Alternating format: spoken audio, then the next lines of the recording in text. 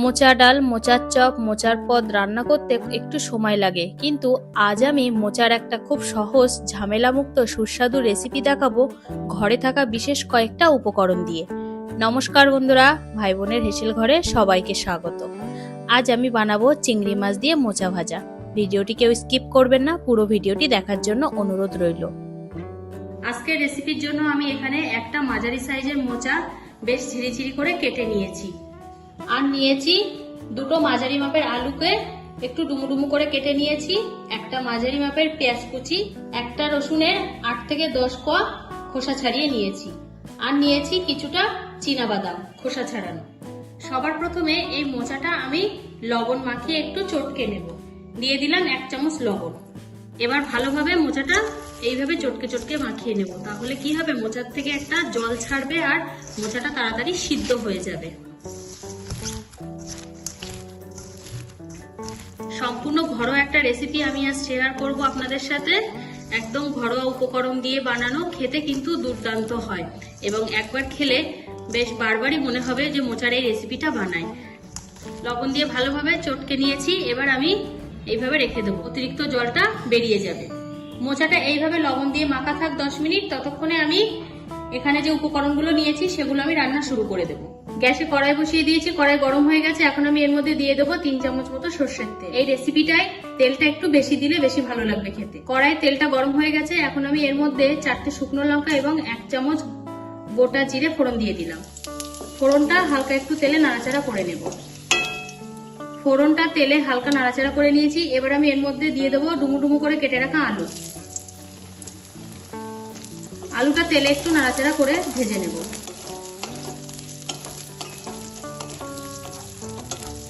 আলুটা ভালোভাবে তেলে ভেজে নিয়েছি, এবার আমি এর মধ্যে দিয়ে দেবো কেটে রাখা পেঁয়াজ। এই রসুনটা আমি একটু হালকা হালকা করে কুচিয়ে নিয়েছি, এটা দিয়ে দিলাম। আপনারা চাইলে রসুনটা থেতো করেও নিতে পারেন। পেঁয়াজ এবং আলুটা যাতে তাড়াতাড়ি নরম হয়ে যায় তার জন্য আমি এবার দিয়ে দেবো 1/2 চামচ লবণ, 1/2 চামচ হলুদ গুঁড়ো।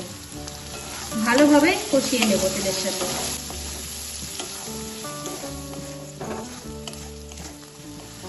1 থেকে 1.5 মিনিট আমি আলু ও পেঁয়াজ রসুনটা ভেজে নিয়েছি।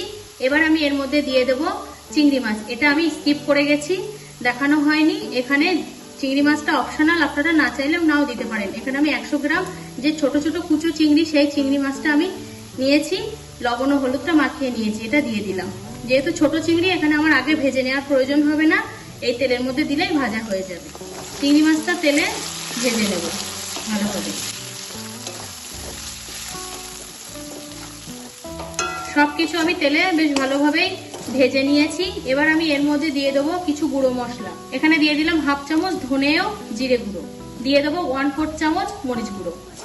ভালোভাবে এটা তেলে ভেজে নেব সবকিছুর সাথে। সব উপকরণগুলো তেলে ভালোভাবে কষিয়ে নিয়েছি। এবার আমি এর মধ্যে দিয়ে দেবো যে বাদামটা নিয়েছিলাম, সেই বাদামটাও তেলে ভেজে নেব হালকা।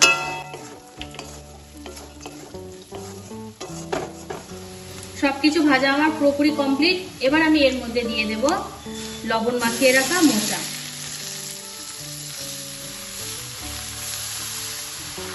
আর দিয়ে দেবো মোচার আন্দাজে 1/2 চামচ লবণ। এখানে কিন্তু লবণটা একটু হিসাব করে দিতে হবে, যেহেতু আমি মোচায় আগে একবার লবণ মাখিয়েছি, সেই জন্য বেশি যাতে না হয়ে যায়, সেজন্য আমি এখানে 1/2 চামচ লবণ, আর দিয়ে দেবো 1/2 চামচ হলুদ গুঁড়ো। ভালোভাবে এবার তেলের সাথে এটা কষিয়ে নেবো সব উপকরণের সাথে।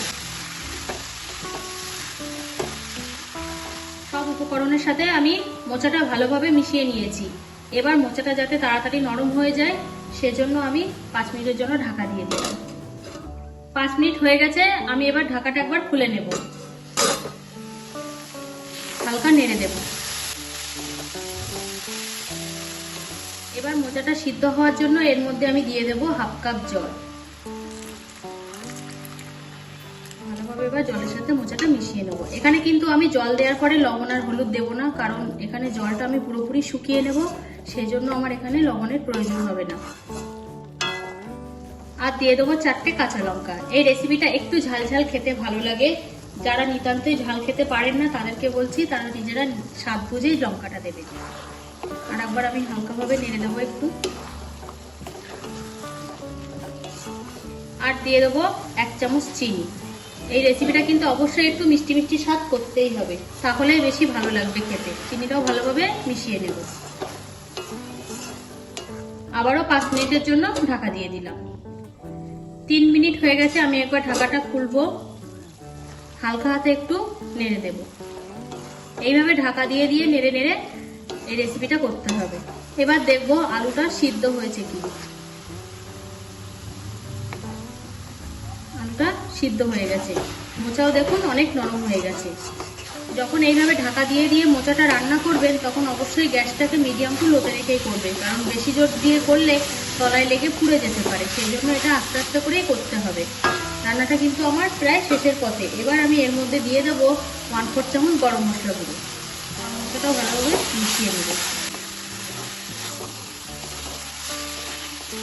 গরম মশলা দিয়ে আবারও আমি 1-1.5 মিনিট মতো একটু নাড়াচাড়া করে নিয়েছি। জলটা কিন্তু পুরোপুরিভাবে শুকিয়ে গেছে। রান্নাটা কিন্তু আমার পুরোপুরি কমপ্লিট হয়ে গেছে। এবার আমি এটা সার্ভিং বলে নামিয়ে নেব।